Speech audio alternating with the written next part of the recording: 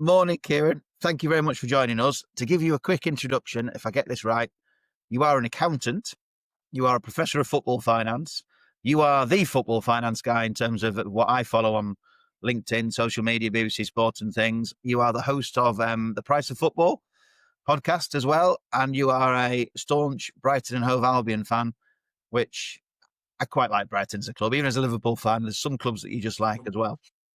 So you are the man in terms of football finance. So we've got a few questions for you.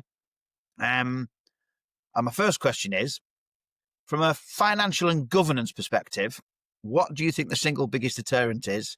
And whether it's just profitability and sustainability or PSO, whatever it's called, exposure to public sector risk, that stops other major clubs, Brighton, for example, from being more heavily involved directly in education? I think perhaps it's a lack of awareness. I think also, as far as many clubs are concerned, they are involved in activities. If you take a look at the community schemes that are run by clubs, so I work in the city of Liverpool. Everton in the community, the Liverpool community schemes are absolutely brilliant. And they are providing education. And they are doing that through a very good vehicle, which is football. If I go in and I work for the old education charity, but if I go into a school, whether that's primary school or secondary school, and we know that there are schools in socially challenged areas of many towns and cities around this country. And I'm introduced, so Kieran Maguire, he's a associate professor of football finance, he's a chartered accountant. I'm the establishment. And as soon as I'm announced, nobody's, the kids that need the most help, they're already straight on looking at their Instagram. They're on TikTok. They don't engage. The only question I'm likely to be asked is, what car do you drive and how much money do you earn? For me, who I've worked in various forms of education for about 40 years, I absolutely understand why they've taken their view, because they have become disconnected from the path that education can bring, from the benefits that education can bring. However, if I go into exactly that same school and I'm from Everton in the community and I am wearing an Everton tracksuit, the first question that person says to the class, I'm Joe, I'm Jane, I'm whoever it is from Everton in the community. How many of you are Reds? How many of you are Blues? Do any of you support Tranmere? And you've instantly got engagement. And then once you've got engagement, you can start a conversation. I can't start a conversation because I'm from the other side. So I think football clubs, not explicitly, but implicitly, are involved in education because I'm aware of the schemes that they get involved with. I'm aware of the initiatives that football clubs are undertaking. And in terms of the social value that they bring, it's absolutely huge. I'm giving a talk this Tuesday for the Heseltine Institute in Liverpool. And up on stage, it's going to be me, Rick Parry, who's head of the EFL, somebody from Liverpool in the community, somebody from Everton in the community, and we've got politicians around there. And when you see the benefits, and the trouble is, as somebody that's from a finance/economics background, when I talk about social added value and I try to quantify that, people are very suspicious because how can you value the benefits of those kids who they've started to play truant? They've started to get, things aren't great at home, so they're spending less time at home. They're spending time with people who perhaps you don't want them to spend. How can we say, well, we've managed to turn 2 or 3 of these kids around because we've now offered them twice a week. They go along and they do a bit of five-a-side, or we've got somebody in and we're doing some classes. So I know at my club, Brighton, that's the type of stuff that they do. And they do it for people of my age, but they are doing it for younger people as well. And it's something which I think that central and local government should buy into, but we're living in a world of very, very restricted budgets at present because football is like many aspects of life. It's all about short-termism and it's all about self-interest and trying to get, I think, local and central government to see the benefits is very, very difficult, very, very challenging. So I'm not pushing back fully on what the question was, but I do think that football does more than actually it gets credit for. Yeah. I just remember, we'll come back to this later. So one thing you mentioned there was pathways. So when you go into schools and education establishments, and Al and I talk about this quite a bit, there's one traditional pathway in our education system. And this is why we've got 1.56 million persistent absentees or disenfranchised, disengaged learners at all times. And do you think football could, and you referenced the awareness, provide an alternative pathway? Because I look at career pathways like the footballs, it's huge business. You've got finance, you've got compliance, you've got legal, you've got data analysis, you've got data science. They need those people as well. So it could actually provide an alternative pathway and meet its own needs at the same time. Possibly. And the reason why I say that is that I probably get 2 or 3 emails, LinkedIn comments, people contacting me randomly on social media a week often from young people saying, I love football. I want to work in football. I want your job. I'm going, okay, well, yeah, this is what I've done, but I've got no qualifications. I'm working education with no educational qualifications. I've got no football finance qualifications. I just happened to be in the right place at the right time. And I don't understand what makes a good teacher, but I know I am a good teacher because I get the awards. And to a certain extent, that's because I teach a subject that people want to engage with. So could we use football as a vehicle for encouraging engagement in education? Yes, I think it can. And the reason why I say that is that when I started teaching at university, which was admittedly a long time ago, and all of my teaching life has been in the cities of Manchester and Liverpool. So again, huge football interest. I used football and football clubs as a Trojan horse to teach actual traditional economics, traditional finance. But all I do is it said, okay, team, instead of looking at Vodafone, instead of looking at Microsoft, let's take a look at Liverpool's accounts. Let's take a look at what Spurs have done in order to build this stadium. And then I teach credit, I teach valuation, all through the vehicle of a football club. And attendance levels, and I used to have 9 a.m. lectures, which at university, many students consider to be optional. But my levels of attendance were higher simply because they're interested in the subject. So I think it can be used to benefit. Could there be qualifications? I'm currently working with one of the accounting bodies in the UK to try to get them to set up a football finance qualification. Now, that's sort of a positive. The downside is football is actually a very, very small industry.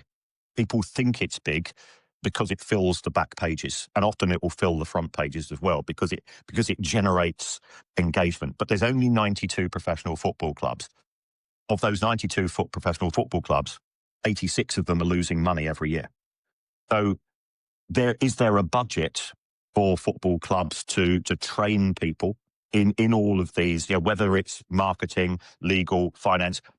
The football clubs aren't interested because they know that there's an oversupply of people that want to work in the industry. So there's this constant conflict between the two aspects. But do I think that football finance is a way of teaching many, many things? In my experience, it is. And I've been a very fortunate beneficiary of that because nobody else is teaching what I'm teaching.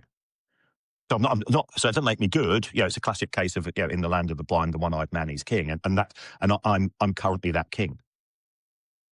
Kieran, can I jump in? It's really, really fascinating. Clearly that, if you like, the whole ecosystem within a professional football club is a microcosm you can draw with skills that are relevant, but in the parallel world, but perhaps just like you say, not that many of them available. Where there is a really strong link, I mean, I have seen, for example, degree level apprenticeships where apprenticeship courses have been linked around a very particular provider, whether it's Rolls-Royce or British Airways creating apprenticeships, and there may be a pathway there. But those 92, and more importantly, all the clubs that are non-professional that sit below, do have a parallel role to education in terms of being the centre of communities, being that cohesion that brings folks in. And a topic that's been discussed on our conversations, but publicly as well recently, has been about how we need to look at ways to allow schools that are in all those settings to be kind of centres of community cohesion. We lost a lot of Sure Start centres and other support over the years. Where are the lessons you see from like your own club, Brighton, and others in terms of their outreach and engagement with the community that schools might be able to learn more from? From my experience of the people I talk to at Brighton, and I've got an arm's length relationship with Brighton. Some football clubs like me. A lot of football clubs don't like me because I'm an independent analyst, which means that I can see positive and negative news from announcements and so on. But I've had engagement with the community scheme. I think there are many good people at football clubs, but it's not a priority. So yes, they will give a budget. They'll get a central budget from the Premier League or the EFL or the Football Foundation, and they will spend that budget. But football fans don't attend matches because of the slightly fuzzy, warm feeling that they might get from having a local club that is doing fantastic work as far as the community scheme. Everybody is under pressure. It's a horrible, horrible industry in many regards, because your job in a back office, your job in the foundation. I was talking to a club that last year was in danger of being relegated. And when I talk to the foundation people, they say, if we go down, we lose our Premier League funding, and it's about quarter. So we're looking around and saying, well, which of us are going to lose a job? So I think clubs are aware of their impact, and they do positive things, but it doesn't generate clicks. It doesn't generate a lot of interest within the media. I think the Match of the Day has tried to show, especially on Match of the Day 2 on a Sunday, has tried to show the nature of these relationships and how clubs have gone out and they've even talking to kids things about like diet and exercise and sort of education as well as being a worthy thing. But it doesn't generate a lot of traction. So therefore, from the club's point of view, yes, we'll do it. But our central aim is what happens on the pitch, because that determines success and that protects jobs and generates revenues and so on. So I guess like many sectors, the truth of it is the optics aren't necessarily the same as what actually goes on in terms of priorities and weightings. And that's not probably unique to football. It's like many things. You've got to balance the two. We do have a challenge in education, which is about sustainability. There's just not enough funds to sustain the needs and pressures on our education system. And from what you just shared as a statistic, there's clearly a pressure on sustainability in the professional football setting.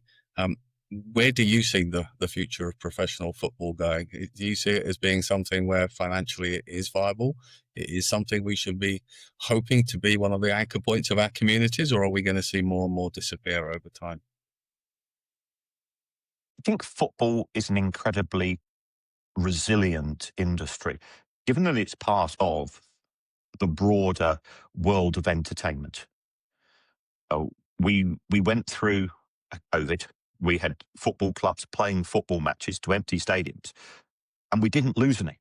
You know, the only club that we've lost in recent years, or any clubs, have been Bury Football Club. That was pre-COVID. We lost Macclesfield Town, and whilst the owner said it was connected to COVID, he was talking nonsense. Been through the finances of the club, and even when you lose those pillars of the community, I think it was Carlo Ancelotti who said, football is the most important of the unimportant things in life. So if we go through sort of Maslow's hierarchy of wants, you've got family, food, clothing, shelter. You know, we've got to, those are our priorities. We sort those out. Then if we take a look at the discretionary things that we do, we go on holiday, we go to the pub, we go to the theatre, and football's included in that. If I have to make sacrifices, and there have been times in my life when I had little money, especially when I left accounting and went into education, I had financial problems as a result of that. The one thing I didn't give up was football. And my family came first. We paid the mortgage. We fed the kids. My one luxury that I allowed myself was football. And that is the mentality of most football fans. And because, therefore, that football club's so important to people, when a football club goes bust, and we're in, Sheffield Wednesday is in a financial crisis at present, the fans will act as that safety net. So Wrexham is very big news because of the takeover and the successful documentary. And I feel duty bound in my attempt here to be down with the kids. I'm followed by Ryan Reynolds on Twitter. This is a claim to fame. And what people don't realise is that Wrexham was 2 owners ago, was owned by rogue owners, and it effectively went out of business.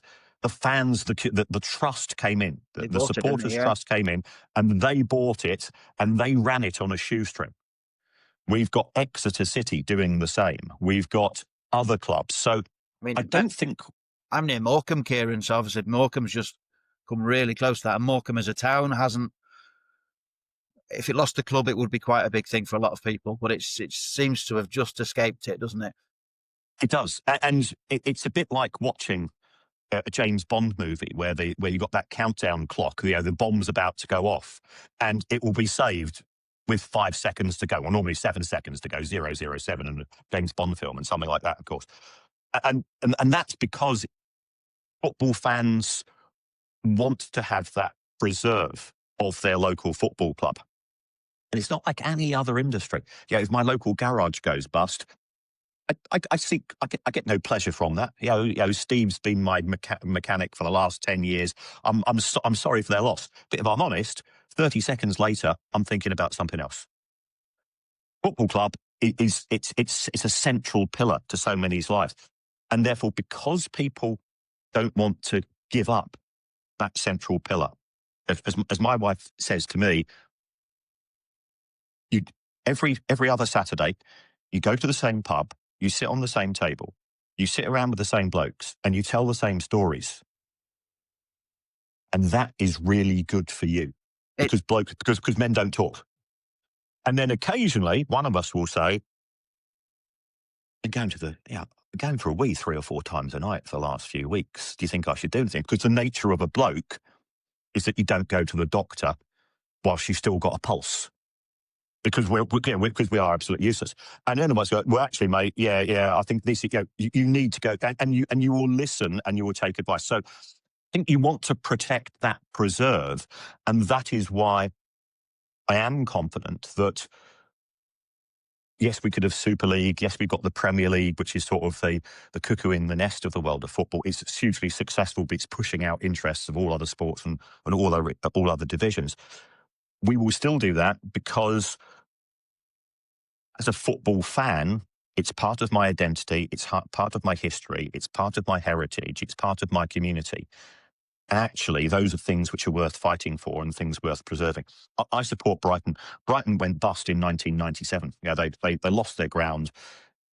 They had to play in Gillingham for 2 years. They then played an athletic track, but we kept going.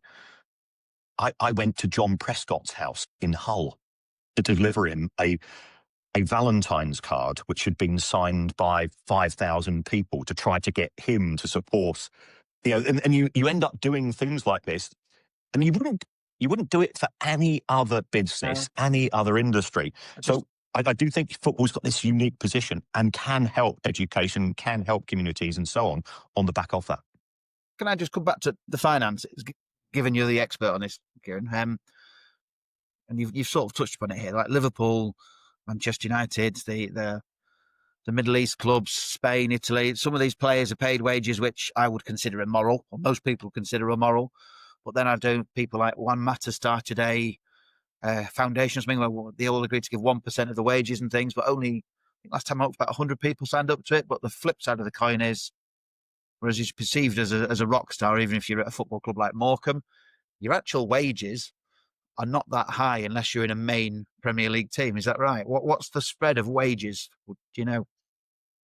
Absolutely. To give you sort of a very potted history of the success of football players' wages, in the very first season of the Premier League, which was 1992, the average weekly wage was £2,000 a week. Yeah, still a lot of money. Yeah. If that had increased in line with consumer inflation, it would be £4,500 a week today. Still, yeah, I think we'd all happily take that. If it had risen in line with Premier League revenues, it would be £60,000 a week, but it's actually £82,000. So, yes, so at the Premier League level, wages are very high. The Championship, average wage £14,000 a week. That's 700 grand a year. You drop down to League One, you're probably talking around about 2,500, and you drop down to League Two, and you're probably around about 1,500 Per week. Per week, Net. yeah. And sorry, net or gross or gross. Yeah. National League, where Morecambe are at present, most players are on between 600 and £1,000 a week. So yeah, 30 grand a year. If that's from the fifth tier, you've got Wrexham were playing some of their players £7,000 a week in the National League. That's quite a difference. So it is, but it's a talent industry, and it's no different to the entertainment industry.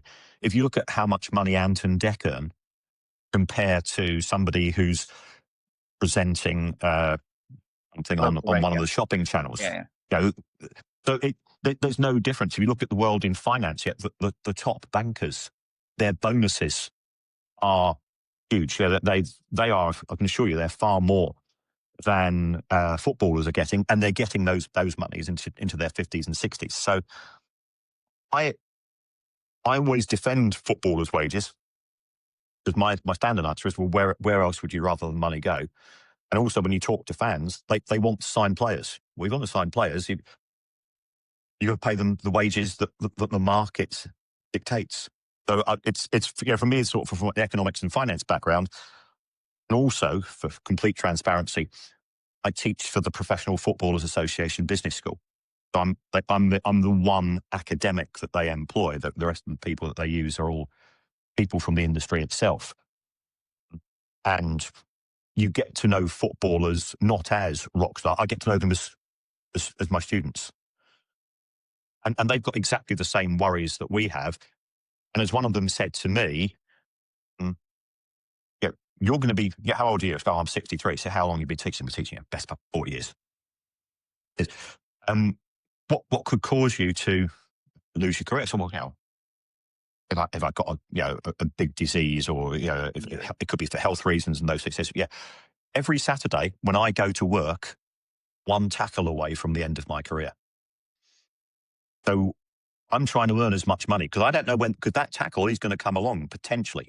People, what we don't realise is the number of professional footballers who have an early injury which actually ends their career, or certainly has an impact upon their earnings potential.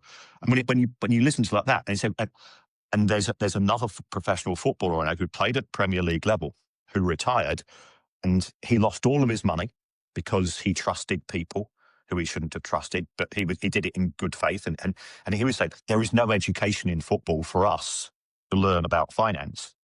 And he says, at the age of 38, to renew my passport last week, I didn't know what to put on it.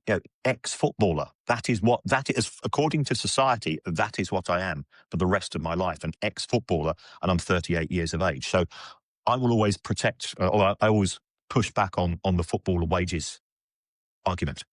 Can I flip it the other way around, Kieran? Because one of the things that I kind of listening to you, and it's really insightful, but I can see these parallels, is there's a big argument that what we teach students in school for mathematics is interesting, but not always that relevant to life. And what Yes. you're highlighting is that you've got many young professional footballers who are hugely talented, one tackle away from the end of their careers, who perhaps don't have the real world life, business, financial acumen, the broader understanding, the how do I frankly fill in a form approach that translates to this big challenge of we're missing something in how well equipped for life people are when they enter whatever profession, football being but one. Yes. Yeah. Life skills is not taught at school. And because, my wife used to be a head. I know the pressures that she was under. Her pressures were 10 times those of mine. And she said, well, yeah, we would like to do these other things and we would like to develop those kids. And her school was, half of them were what you might say middle class background. The rest of it was from the more socially deprived part of the village. And trying to get parents to want to engage. Quite often, you as the school were seen as somewhere to dump the kids for between 8 o'clock and 4 o'clock, and we're not going to do anything in terms of their education when they return home. So this is a problem. I think football as a subject, and I appreciate that, but I can teach loads and loads of stuff via a football club because can teach marketing. If I can teach the law, what a contract is. I can certainly hear from. I specialize in finance. It's you can use it as a hub.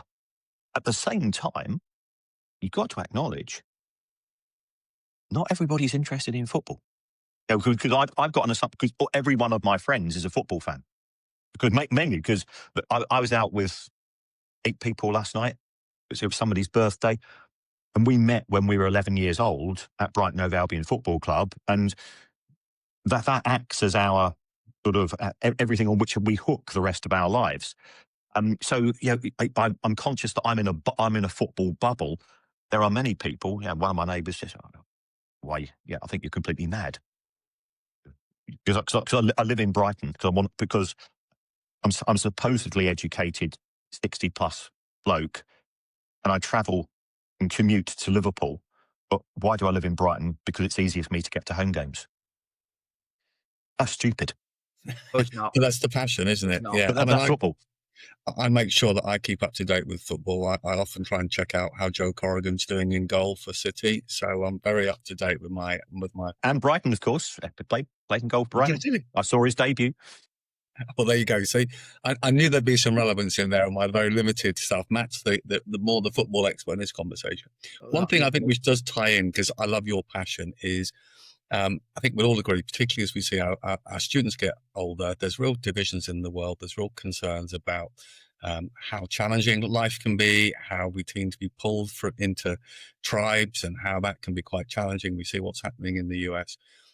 Football has always been something that's given people identity, a safe space. I think we naturally tend to like to be part of something. Some would argue it's football or religion, take your pick, but we all like to be included in something.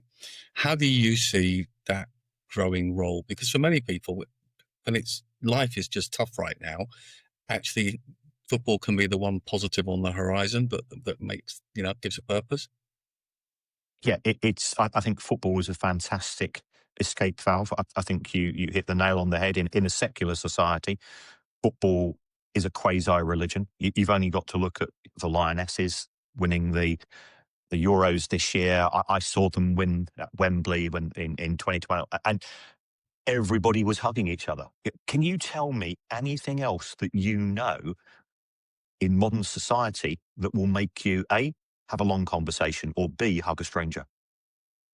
What football does. So it is a power for good. I am concerned that it can also be something which can be exploited. Yeah. And we are starting to see that. I'm not party political in any way, shape or form, but the far right, and I saw the far right in English football in the 70s and the 80s, and then sort of the gentrification of the game, which has occurred. started to take over. Well, that's now starting to be reversed again, is a cause for concern, and it can be used as a vehicle to attract people into areas which I don't like as a person who is a believer in education and so on.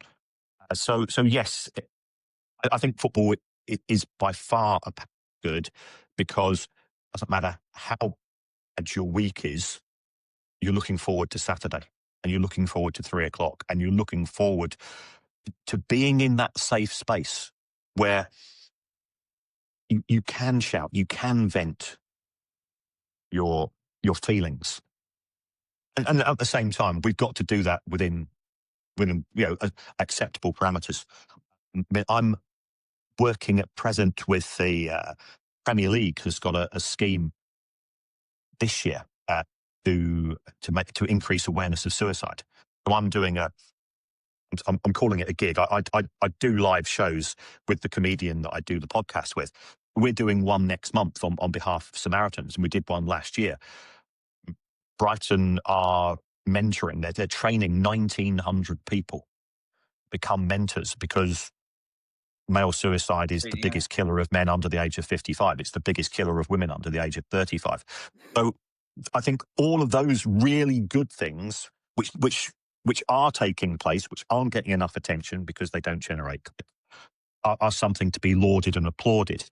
And I think there is an opportunity to extend that into education, but you're much closer to primary and secondary education than I am. You're under pressures if you're working in a school. And yes, it will be great if you can get somebody from the local football in the community skip. But again, you've got 2 or 3 men and women, and you've got you've got lots and lots of schools, lots of establishments. The impact upon timetables, the fact that we've got league tables, and all of the things which somebody say higher education is a very, very weird place. I think it bears no resemblance to the pressures that people in sort of primary and secondary education. I think football can be a real power for good. You've just got to work out a way of doing it. And also I think you've got to appreciate the work that is already taking place. Can I just ask a question related to sport, Kieran? Sorry. I'm a massive football fan, Liverpool fan especially. But the way the players in the Premier League and other leagues interact with the referee is what sets a lot of the actions of children at playtime in schools, and certainly Sunday League football, and the abuse that the referees get in grassroots football. And then I watch rugby union occasionally, and you see these 7-foot brick outhouses looking down at the ref and saying, "Yes, sir. Sorry, sir." And you're thinking, as role models in many ways, those big rugby union players and other sports are so much more valuable than some of these football players. But then these football players as well do a lot of stuff that you don't see, like you referenced there. What's your feeling on the attitudes they show on the pitch in games? I think the lack of respect for referees is an ongoing issue. As somebody that used to be a grassroots football referee myself, was mainly good. There was some clubs you go, "Oh, thanks for allocating me that particular fixture." What you do find is that the bad apples, the bad actors in football, they get a lot of the attention. As with everything. Yes, but you reference to rugby. Look at the amount of violence that takes place in rugby. You've got eye gouging, you've got punching, and that's seen as part of the game. So yes, they might call the referee sir, but they're still biting each other's ears in the scrum. So is that a positive role model? I think what the Football Association has tried to do, and I think the Football Association fails, is that it doesn't take a harsh enough line at grassroots football. There's not enough referees coming into the game. There's far too many leaving. I don't think that the kids actually learn from what they see on the television. The kids learn from their parents on the touchline. And it's that. And and this is going to sound, this is going to sound sort of me being a patronised middle class bloke. You've got little Danny, who's probably not as athletic as he should be due to broader lack of exercise, poor diet, and so on. You've got his mum and his dad thinking he could be the next Wayne Rooney, and because he's not performing, what we do in society today is that we scapegoat. And referees are a very, very convenient scapegoat. And some politicians are a very convenient scapegoat. And migrants are a very good, convenient scapegoat, and so on. Well, it's exactly the same in sport. If you've lost a match, it's the referee's fault. If your son or daughter hasn't had a good game, it's because the referee didn't see that foul on them. And we use this as a vehicle for excuses. And then when you've got those parents who are bawling out the referee, because actually, your biggest role, this idea that football players are role models, the biggest role model in my life is my mum and dad. For any child growing up, your biggest role model is your mum and dad. And to say it should be footballers, I like music. I look at the performance of, I know how Mick Jagger and Keith used to behave, and that's seen as rock and roll. But I didn't mean that I behaved like them because Mick and Keith.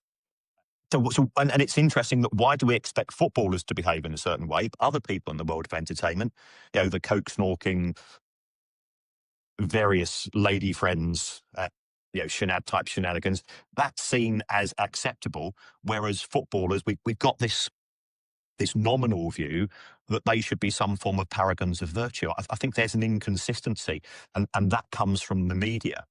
And the media have a very strange relationship with football players. It's an interesting one. I'm conscious we're coming to the end of our conversation here. I think many in education, teachers would say the same thing. They're expected to be the role models and the providers of everything. And exactly the same. When a child is struggling, sometimes parents look to blame the education system and the school rather than reflect on their own practice. Sometimes, but I think it is an interesting how some of these parallels come full circle. Before we wrap up, obviously I'm going to wish, being a big football fan, I'm going to wish Brighton United and Liverpool City a good match this weekend, whoever you play. But I'm going to hand over to Matt as the footy fan for our sort of final question and close up. Well, I'm just going to ask for your predictions then, Kieran. Where are Brighton going to finish this season?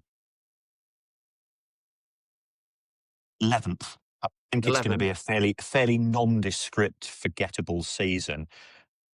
I'm hoping we make progress in the cup. Our next match in the fourth round of the Carabao Cup is away to Arsenal. So I'm hoping that their focus is on the Premier League and the Champions League, and they'll put out a weakened team. It was just a shame last season, wasn't it? Because at one point you had Brighton, Bournemouth and Forest up there for Champions League places. And as a football fan, as opposed to a Liverpool fan, I thought, wouldn't it be great if one of those got into the Champions League places?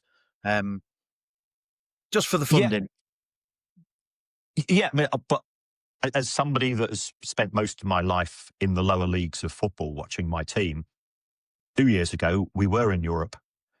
And as a football fan, I think I don't take this wrongly. I feel sorry for you. I think, Al, I think that the highs in my life, I look at the top 10 moments of my life, 6 of them probably involve my football team. It doesn't mean that I don't love my wife and my kids. And when I say to my wife, look, you're number 4, and she gets the hump. But I said, that means you're actually one place ahead of Pascal Gross's winner against Manchester United, which meant that we avoided relegation in our first season in the Premier League. And she doesn't seem to appreciate that. Football is absolutely wonderful, and it is. There are so many highs, and it does create memories and shared experiences. And as a football fan, I count myself really lucky. Just to reassure you, Kieran, my wife is a really big Manchester United fan. She's the real footy fan in the house. So there haven't been many highs recently. So I choose to keep my head well below the parapet. But I absolutely embrace your point. I hope your wife is very sad tomorrow, Al, I have to say, when they play Liverpool. Is it tomorrow? It is tomorrow. Yes. Who's going to win the league, Kieran? Premier League? Well, the bookies are saying Arsenal. I think Liverpool will run them very close. I think for the first time we could have 3 clubs. I think City are pretty good, although City looking good, yeah. Rodri's fitness is critical. I think we could have 3 clubs going for it until the last 2 or 3 games of the season. Tottenham have surprised me, but good manager. We'll see. Good manager. That we played them a few weeks ago. I mean, we were 2-0 up and cruising, and they 2-2. 2-2. Yeah, Yeah. late own goal from one of our defenders. Right. Yeah, they're okay, but I don't think they got the depth. Thank you very much for your time. Really appreciate it. Fascinating. And Thank you. Enjoy your day in the match today. Been a pleasure, Kieran. Thank you. Really appreciate it. Thanks, guys. All the best. Great.